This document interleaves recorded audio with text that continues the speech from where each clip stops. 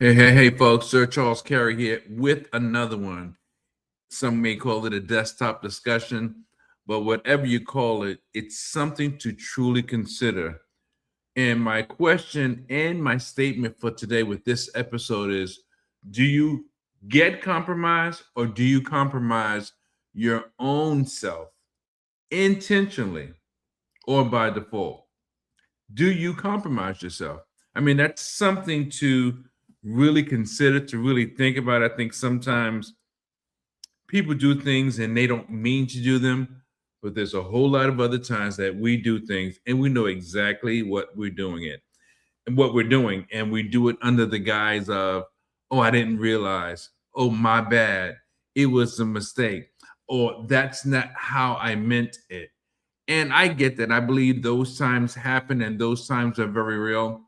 But I also know that some people are so uncomfortable with themselves and some people are so much followers that they compromise themselves in a situation by situation basis.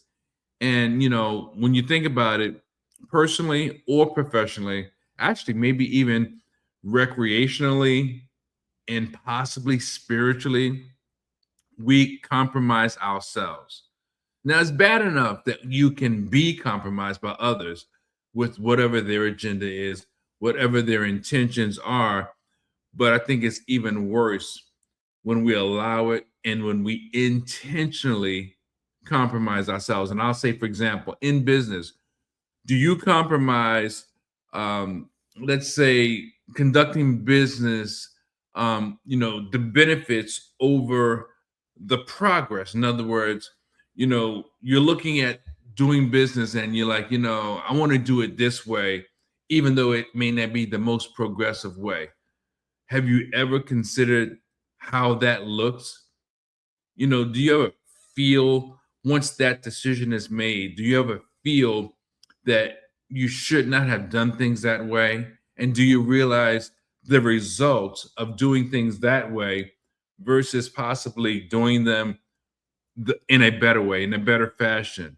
I mean, conducting business to benefit profit over progress.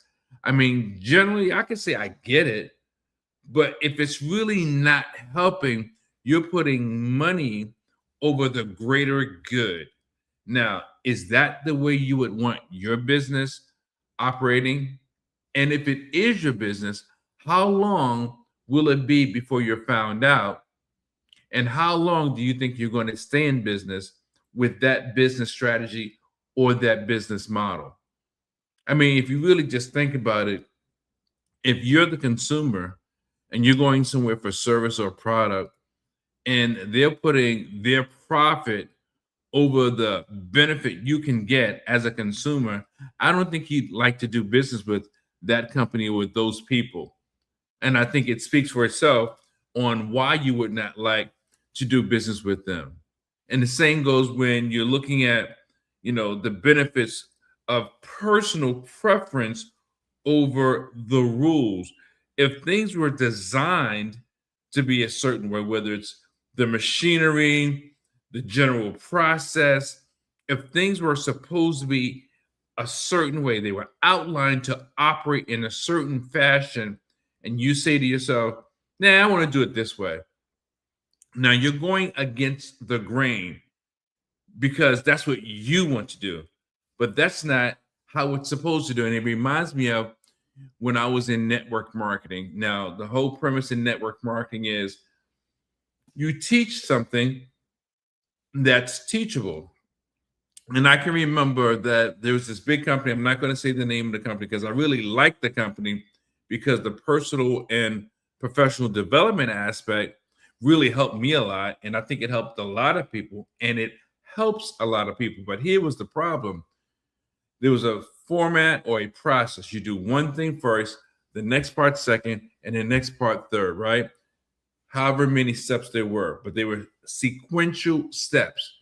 And at one point, one chapter, or if it's a, how would you say it, franchise, right? One franchise, because they were all over the country and they're in several countries now.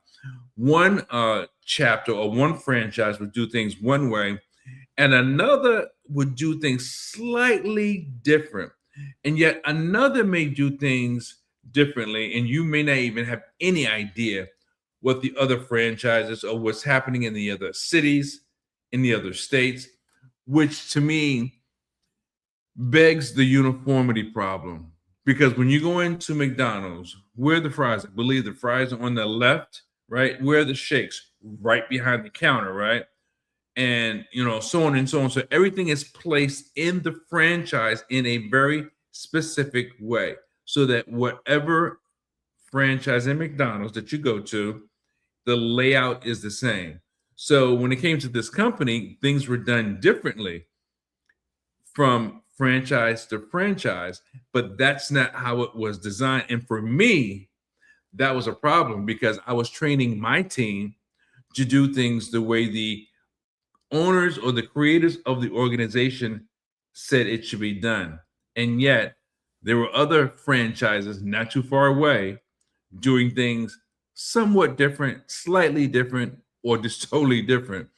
And it takes away from the integrity of how the company was built. And I just thought that that was a big turnoff, a big no-no for me. In fact, because of things like that and other similar things that deviated from the process, it made me disenfranchised with the organization.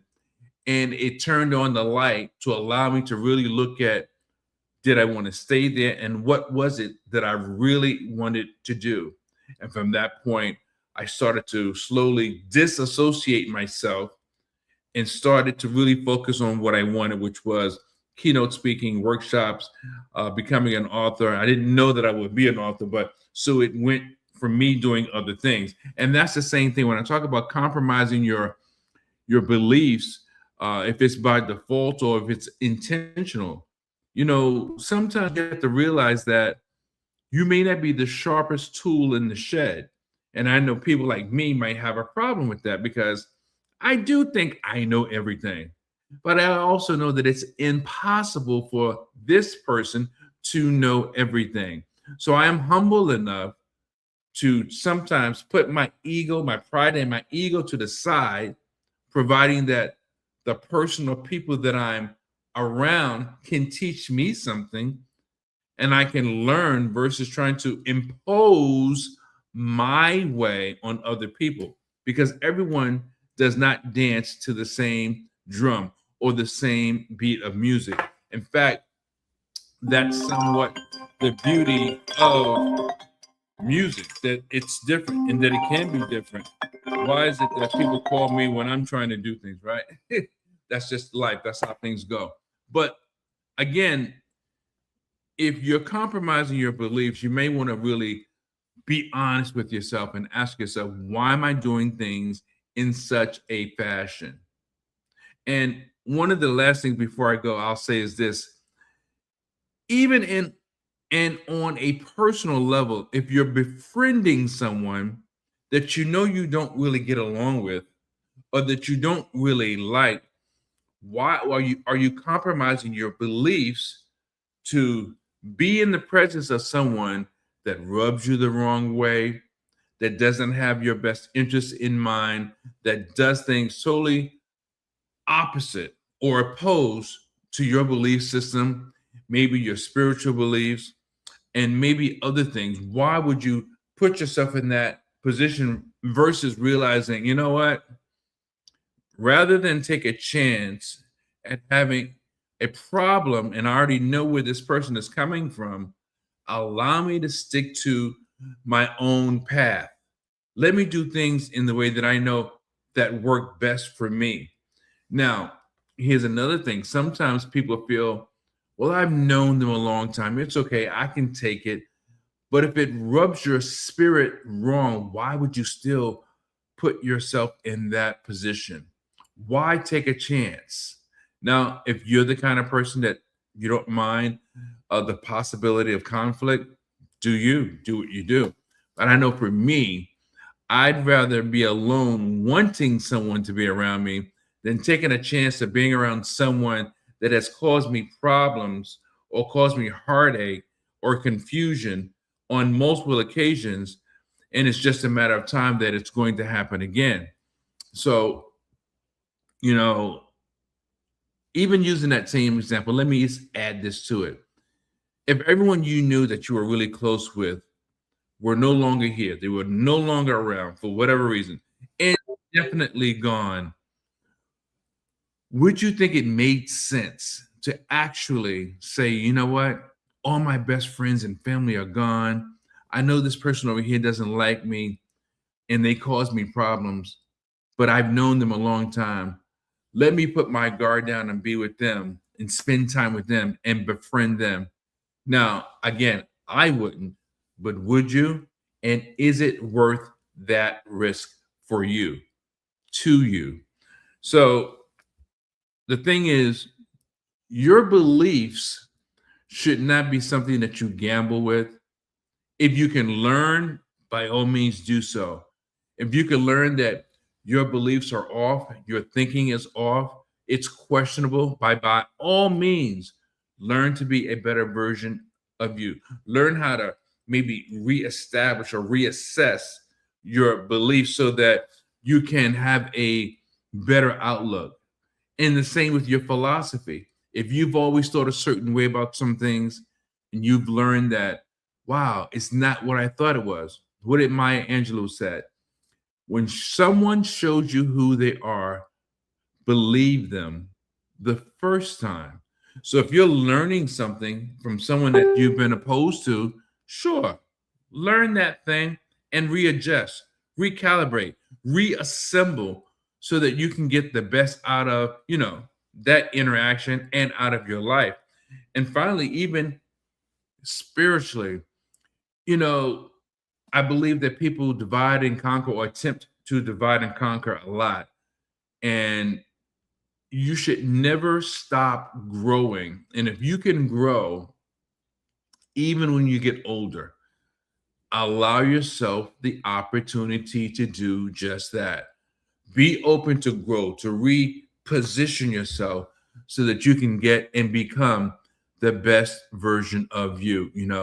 My information is at the bottom of the screen. Please like, share, and hit the bell so that you can be notified when I put up a new topic. Every episode is different, but it's all surrounding personal and professional development. And I'd like to get your input and I'd like to get to know you better. Please subscribe again and share with someone that can benefit from the same message that you do. And, I always say it's always important when you can radiate the brain and change the game. I'll talk to you next time.